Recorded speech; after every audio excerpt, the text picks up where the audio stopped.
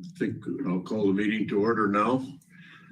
And perhaps to begin, let me introduce Derek Bridges, who's joining us as proxy for Scott Nehart, and also newly in his position. And he has some cards that he'll pass around if you want to grab one either now or on your way out.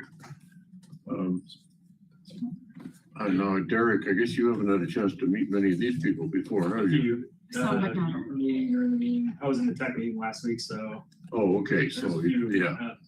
So is there anybody you haven't met? I don't think I met you. Yeah, I think I met you. Jim Rogallen with the McLean County Board of the Transportation Chair. Okay, I'm Derek Bridges. I'm the Planning and Services Chief. I took over for Bob. All right. So attendance. We have everyone. Yes, I have a handle on it, and we have everyone we need, so we are all set. All right. Has there been any public comment for this meeting? None that we have received or that I've been aware of. I don't see anyone in the room and here to offer same, so I think we are past that. All right. I believe everyone has had a chance to review the minutes. So at this point, I'll ask for a motion to approve the minutes. And a seconder?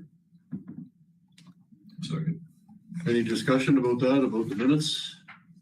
All in favor? Aye. Any against? Hearing none, the minutes are approved. So we'll go right to our action items. We have a couple more than usual today. First of all, item number 5, approval of the draft amendment number 1 to the 24-28 Transportation Improvement Program. And I'm going to turn things over to Jen at this point. Okay, as you know, we have been working on a revision to the recently adopted TIP to incorporate state projects from District 5. And the document has been out for public review for a 30-day period that ended yesterday. Again, as with the regular public comment, we've received no comments on that document as revised. And with the new materials, a couple of notes on the final version, which is what we're going to be asking you to vote to approve today. This is what the cover will look like. You have this in your handouts. Basically, it just notes that it was adopted initially on the 23rd of June, and the amendment is being adopted, I hope, today. So that will be a change in the appearance. I've given you all, most of you once again, this replacement for the first 6 pages of the introduction, mostly because it has a couple of pie charts. I just couldn't stop myself, but also because it sort of explains the change from the original version as adopted in June and this amendment adopted this month today. And the significant part, and all the text here is the same as on the original 6 pages. It's just been rearranged slightly to incorporate a new section headed amendment number 1, et cetera, et cetera. And the key point in the middle of page 1 on this handout is where it says, once approved by the policy committee, amendment number 1 becomes the active version of the FY 2024 through 2028 TIP, superseding the version approved in June 2023. So just so that everyone understands that, from here on out, we go with this version, not with the one that we originally went through the process on back in June. And other than that, you've seen all the changes, with things we've sort of rearranged a little bit or added. That includes in the appendix the June minutes of the Tech and Policy Committee meetings, that were not available until this point. We'll add in at some point this meeting and last week's technical committee meeting, and also the certificates of publication for the notices that went out for the public review periods. Again, both in June and in July for this version with the amended IDOT projects included. And other than that, there is nothing to tell you. Any discussion about this from anybody or questions for Jen before I call for a motion? All right, we'll ask for a motion to approve draft amendment number 1. So moved. Second? And no discussion. All in favor? Aye. Against? Motion carries. Now we go to approval of amendment number 2. And I'll ask you to refer to this handout, which again, the technical committee meeting the group has already seen. Now that we've approved Amendment 1, based on that, we can go on and make additional changes. District 5 has given us, well, I have to be able to read this to be able to talk about it, 3 amendments based on recent changes to the materials that were given us in July for IDOT. Derek, do you want to talk about these at all, or do you want to just sort of take what's right here? I don't have anything else to say about them. Okay, just to quickly note, amendment number 2 is for a new project. Amendment number 3 is actually removal of a portion of project C089, taking out a bridge portion element of it. And then those are both in fiscal 24, which is to say any minute now. And then amendment number 4 is in fiscal 26. And it's simply a change in the scope going from a standard overlay to a designed overlay on I-74. So that's the group. If it's up to the committee, if you want to deal with these individually or deal with them as a group, as the technical committee did. Anyone have a preference? I'll make a motion to approve amendments 2 through 4. Gotcha. Seconder, Second. any further discussion? Everybody okay with doing them all at once? All in favor? Aye. Against? Hearing none, those other 3 amendments are approved. Which takes us to items for information or discussion. And number 9, the 2020 draft urban area map revisions. 2020.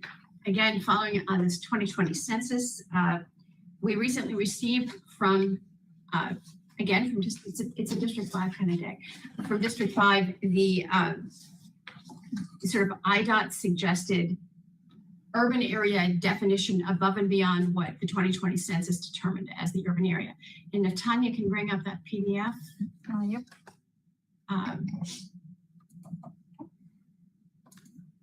Bless you. Okay. So this sort of cross-hatched area, which is a little hard to see, is the redefinition of the urban area based on the 2020 census as established by the Census Bureau itself. You will note that the one significant change in terms of the actual defined urban area is the fact that Downs is no longer included. So way down in the lower right-hand corner in the pink area is the village of Downs, which is now not included in the urban area. The village of Towanda still is. We did not pick up any additional geographies in terms of the census definition of the urban area. The pink, as you can see in the legend there, is the draft adjusted urban area for Bloomington Normal based on work being done by IDOT. And what they've asked us to do is to do a local review of that proposal, essentially that suggestion, and submit to them any comments we have, any suggestions we have as to how it might be revised. Kevin has given me a couple. Basically, we have until next Wednesday to take in your comments and provide them back to District 5. They will then be forwarded to Federal Highway. Federal Highway has a huge process they're going through, everywhere, but certainly for the division office in Springfield, for the state of Illinois, lots and lots of urban areas that they're looking at. So we're just one of a large number they have to sift through. Just bringing this up again, because it was brought up in the technical committee, because we do have a tight deadline, and just with a request that if any of you have comments to make with respect to the pink area, ways in which you think it would be enhanced or made more practical, if certain changes were made, let me know, and we'll forward those back on to District 5, and they can in turn forward it on to Federal Highway. I'm not asking for comments right this minute, just sort of between now or the end of this meeting and sometime on Wednesday, so we can turn it back around and head it south. Just out of curiosity, what happens to the comments when they are made? Does it get revised, or do they just get passed along? I'm assuming that at the district level, and Derek, maybe you can enlighten me on this, that there'll be some, response to our comments, yes, no, maybe. And then I would imagine they'll be incorporated, as a group and passed on to Federal Highway for their consideration. The final say on this comes from Federal Highway. And at some point, I think by the end of the year, that process will have gone through both the division office here in Illinois, as well as the head office back in Washington as to how this is going to be treated. And from that point forward, we'll move on to the interesting business of making any changes that are needed to our metropolitan planning area. Separate process, separate issue. We'll get to that sometime next year. I will note that one change is on the sort of northeast corner where that pink area used to go all the way out from Towanda Barnes, a full mile out. So a bit of that has been trimmed off simply because there isn't much going on in the urban area. And the reason that it was as extensive as it was, sort of going all the way up to Towanda on that northeastern corner, was because the last time this was redefined, we were still in the throes of working through the potential East Side Highway project. That has pretty much fizzled out for a whole variety of reasons. And as a result, there's area out there where it's not reasonable to assume that it's likely to be or is reasonably a part of the urban area. And most of the rest of it is largely unchanged from the last time around. We had thought that possibly this time around we might lose Downs, as it looks like we have in terms of the urban area definition, but that we might pick up Hudson. We have not picked up Hudson. So we are basically looking at whether or not our local concern is to continue with that section that incorporates Downs, or if that's just going to be included in the MPA, and we'll cross that bridge. But again, with respect to the urban area definition and the adjustments recommended by IDOT, comments, and you can send me, we've sent out this PDF. So if you want to mark it up and send it to me, that's fine. Or give me a list or whatever, you're most comfortable with, that's fine with me too. And we'll go ahead and send it back down. I'm sure you'll get some response from either Scott or Avery. Okay, yeah, and we haven't had a chance to talk to Avery much about this, and so, and we had seen the interactive map that was sent out, the link to that was sent out a while ago, but unfortunately, all that showed us was the census part of it, so we didn't get this until quite recently. So it's just look at it, see what discretion suggests in terms of how the area that you all want to cover. At some point, I forwarded the memo or the email that accompanied this PDF initially coming from District 5, which talked a little bit about and some of the implications of these decisions. And Bob Innes was with us this morning, and he also had reminded everyone at some point that, one of the things to keep in mind is how the allocation of funding works with respect to urban areas. And Bob, if you want to weigh in on that now, just as, again, a reminder to everyone, that would be great. Or not. Well, I have to confess my ignorance of the significance of this, or what happens as a result of the designation of the urban area. Can somebody kind of fill me in a few words? Yes. Yes, it is funding. And as Bob points out to us, there are essentially formulas applied based on population that are dispositive in terms of how federal transportation funding is allocated. So there are, program formulas that are used for some of the funding that comes into the urban area, into our community, for projects that are eligible for federal funding, and that is all based on population. Now, in population terms, having Downs removed is not an enormous change in the overall population of the urban area, obviously. But again, we may have considerations that the local governments want to take into account with respect to, areas that are at the edge of their jurisdiction that they may want to consider and look at carefully, and other changes that they might want to make. And so that, basically it comes down to funding, but there are other potential implications as well. Would it be important? Bob, is that? Yeah, there's a couple issues. I'll defer to Betsy on that funding question, but I guess with the census issue is, it's set by the U.S. Census, and then it comes over to us, to our programming, and we work with the district. The pink area is looking at the future growth or what they expect the future growth for the next 10 years. And it's called through like a smoothing process is what we call it. And then obviously, we're taking comments on this now. It goes back to the district, back to our programming area, and then on the federal highway for approval.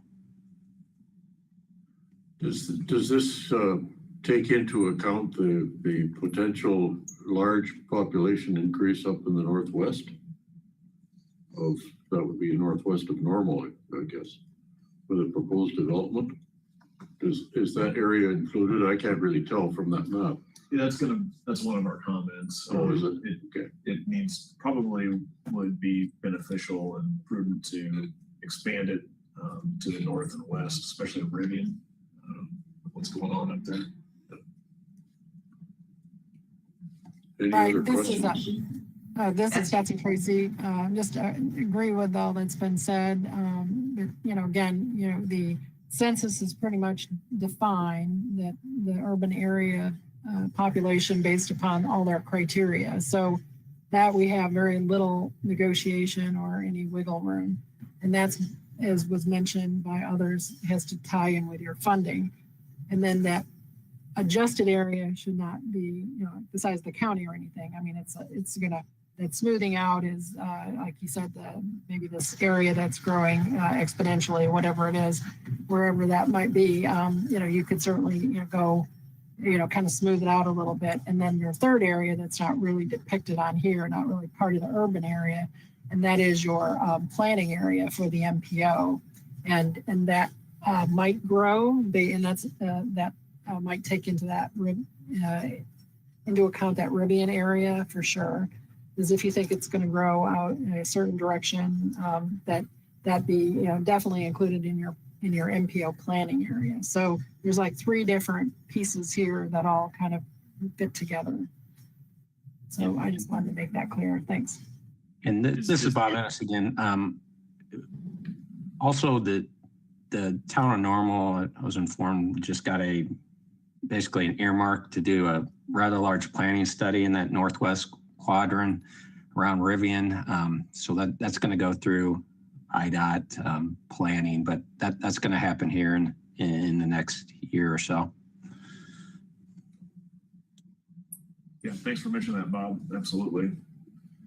And I guess, is the MPO, will that be adjusted subsequent to the approval of this adjusted urban area? Once rather federal highway has confirmed any changes and come up with a final answer on the smoothing part of it, and as well as the census definition, which, as Betsy says, is pretty much set in stone. Then it will come back to us with those changes confirmed, whatever they turn out to be. And from that point, we can look again at the metropolitan planning area. Some of you may recall, some of you may not, doing this in 2013 when we came up with our current planning area. And that's kind of how we got the addition on the west side, where that non-incorporated area with all the subdivisions on the county is, and that got brought in. So with respect to the northwest corner of Normal, I suspect somewhere in between these 2 processes is where we'll take account of that. The definition of the metropolitan planning area is, or has been at least, that it covers those areas around the urban area which are expected or anticipated might develop over the next 20 years in any fashion. So that may inform some of the decisions made basically all the way around. Any other comments or questions?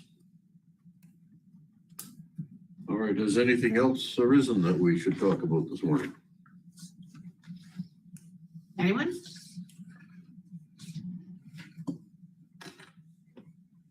All quiet. The date of the next meeting is apparently still to be determined finally, Well, 22nd or 29th. we currently have the the schedule that everyone received earlier this year. The technical committee was going to meet on the 15th, which seemed a little early, and then the policy committee on the 22nd. Because it doesn't give us a whole lot of time to maneuver between now and then. There's a lot of activity going on for us and for others in terms of, conferences people will be at, so they're not going to be in the office. And it just seemed like a possibility if we can, if no one has any objection, if we can move those two meetings out an additional week so that that would put the policy committee on the 29th. This is not set in stone. I'll send out an email and just ask for comments on this. Not clear at this point what might be on those agendas, but that's kind of why we want to give ourselves a little extra time. So make sure, sorry, tack on the 22nd and policy on the 29th. Like I said, I'll send out an email and just sort of confirm everything on this and just say, let me know if you've got conflicts on, the sort of second date, the pushed out week by the week date. And we'll go from there based on people's responses. I'm also going to send out an email reminding everyone about this urban area definition thing, given our tight deadline. So watch your email and duck. Any comments or questions, Ray? No, I'm good. Thank you. Okay. In that case, I'll ask for a motion to adjourn. Second, I'll second. all in favor? Aye. Aye. Against? Thank you, folks. Thank you very much. Thank you. Thank you.